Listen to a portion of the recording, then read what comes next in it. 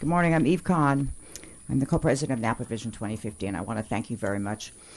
Our recommendation was exactly what you have done, and put recommended Belia as the chair and Joelle as the vice chair. There was I guess December 2021, there was a small, supposedly innocuous change to the rules, and we were very concerned about the potential of having a chair sit there for 2 or 3 or 4 years. We would like to go back to the rotation. I think it takes a lot of the political pieces out of it. There's expectations from the community, and more importantly, the rotation will allow the constituents to feel comfortable that their electeds now has a slightly different and maybe elevated position. So I know it's not on your agenda, and I would hope to come back and discuss further some changes or potential changes to the policy manual that will codify the rotation. Thank you so much. Good morning, Supervisors. Kellie Anderson, Angwin. Congratulations, Chair Ramos, and our new Supervisors, Cottrell and Gallagher. Welcome. It was interesting to hear Mr. Gregory mention how well Napa County performs in disasters, floods, earthquakes, mudslides, the pandemic. But I am speaking to you today about an ongoing disaster that I don't know that we have the words to describe.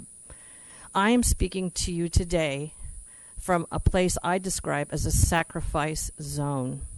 Rural areas of this county, designated as agriculture and watershed, are being denuded for vineyard development, mountaintops cut off, wells drilled, creeks go dry, home wells go dry, wildlife fenced out, and on it goes unabated. When we established the Ag Preserve, we were concerned about creeping urbanization from the Bay Area and the protection of Napa County's agricultural resource. We created an AP land use designation and an Ag watershed and open space designation.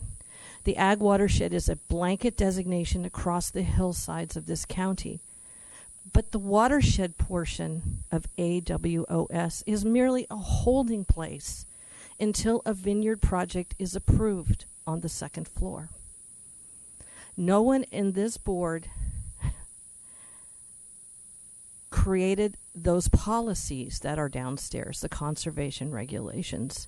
No one on this board, well, maybe a couple of you, direct that staff as how to interpret those policies. Yes, CEQA is a law, and CEQA must be followed.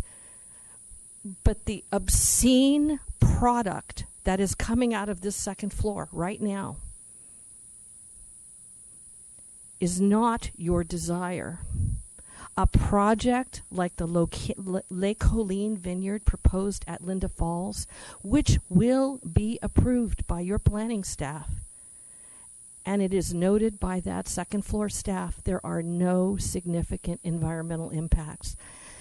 That is a direction that is lost. That staff is producing a product that is causing harm to the people of this community.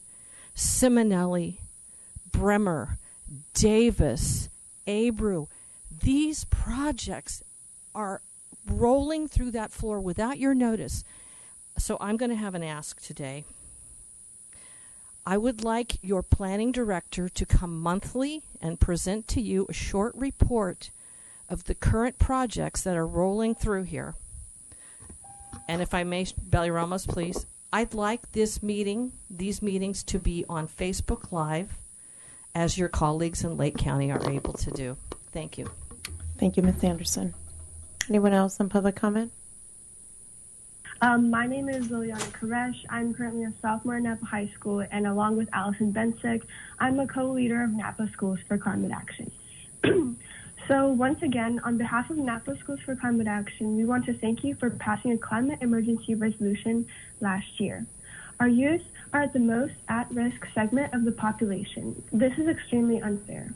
Our Napa Valley Unified School District Climate Emergency Resolution recognizes that climate change is a generational justice issue and understands the significant negative impacts that rapid and ongoing climate change has on the health and learning in America's schools, students, and communities.